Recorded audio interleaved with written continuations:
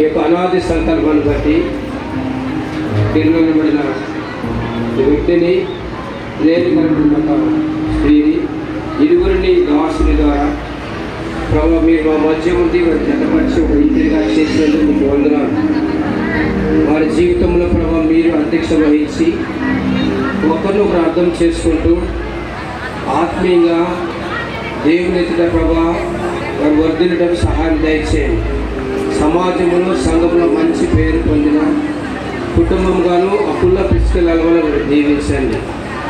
నైనా నూతన మగదుల పైన ఈ నూతన గృహం పైన ఇంటి పైన మీ సన్నిధి వచ్చండి.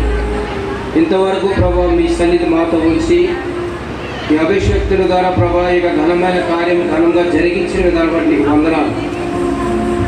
ఇక మీదట ప్రభావ వారి జీవితంలో ప్రభావ మీరు ఉండి వారి కుటుంబాన్ని మీరు నడిపించండి.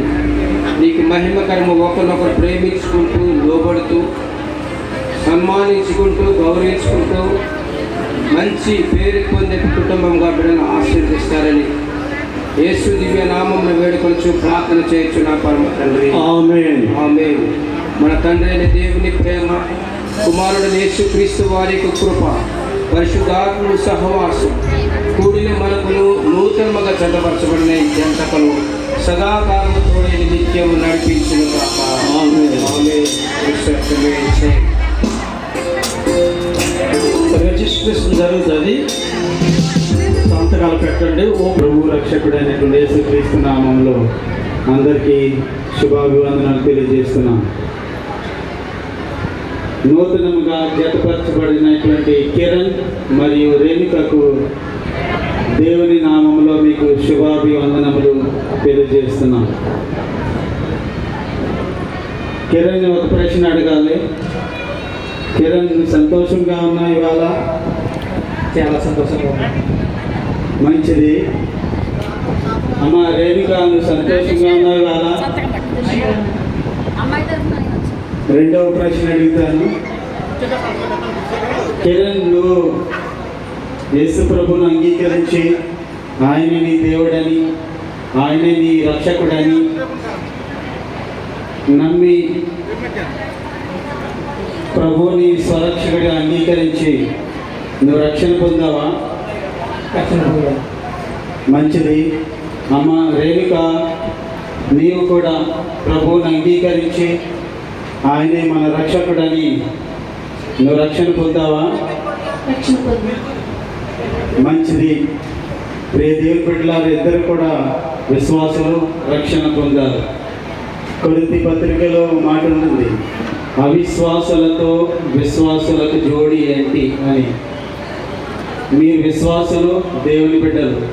ఇప్పుడు మీరు అవిశ్వాసులతో జోడి కడతారు. మీరు అమ్మ ఫోటోగ్రాఫర్స్ అవిశ్వాసులతో జోడి కడతారు. మీరు ఇప్పుడు దేవుని సన్నిధిలో నువ్వు ప్రమాణం చేస్తున్నావు, గుర్తుంది కదా? నువ్వు అవిశ్వాసులతో జోడి కడతావా? మంచిది. దేవుని సన్నిధిలో మీరు ప్రమాణం చేశారు, మేము అవిశ్వాసులతో అన్యులతో మేము జోడి కట్టము అని చెప్పి. విశ్వాసులను ప్రేమించాలి.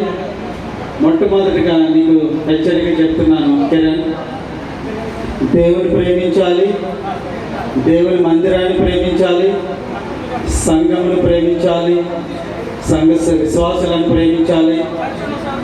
దాని తర్వాతే నీ భార్యను ప్రేమించాలి. మొట్టమొదటి ఎవరిని ప్రేమించాలి? దేవుడిని ప్రేమించాలి. నీ కష్టాల జీవితంలో నుంచి దేవునికి కృతజ్ఞతాస్తుతులు చెల్లించాలి. తర్వాత నీ భార్యని ప్రేమించాలి, నీ భార్యని పోషించాలి, నీ భార్యని సంరక్షించాలి, నీ భార్యని నిష్ఠూర పెట్టకూడదు.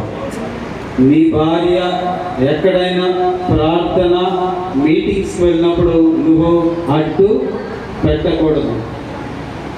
నీ భార్యని కలిమియందు లేనియందు ఏ పరిస్థితులైనా జీవితాంతము ఆమెని ప్రేమించి పోషించాలి. నీ భార్యని సన్మానించాలి, నీ భార్యని గౌరవించాలి. అంతేకాదు ఏదైనా నిర్ణయం తీసుకున్నప్పుడు మీరిద్దరూ ఏకపక్షముగా నిర్ణయము తీసుకోవాలి. అది దేవుని సమక్షంలో. ఏదైనా ప్రాబ్లం, ఏదైనా సమస్య వచ్చినప్పుడు మొట్టమొదటిగా సంఘంలోకి వచ్చి దేవుని సన్నిధిలో ప్రార్థన చేయాలి.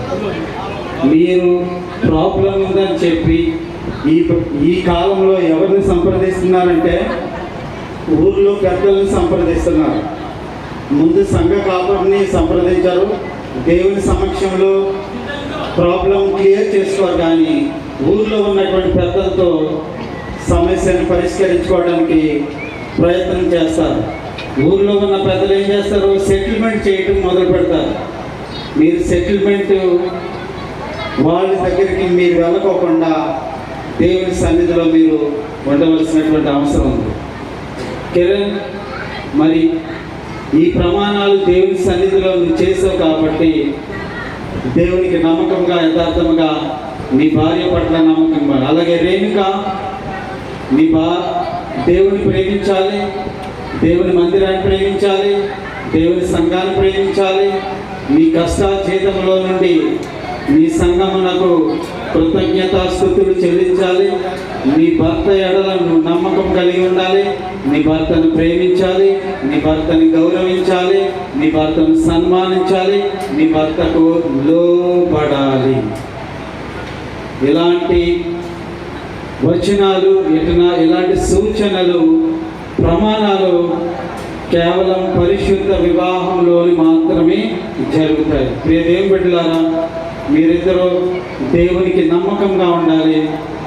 మీరు నివసించే ప్రాంతంలో సాక్ష్యముగా ఉండాలి. మీ సంఘంలో సాక్ష్యంగా ఉండాలి. దేవుని కొరకు మీరు పని చేయాలి.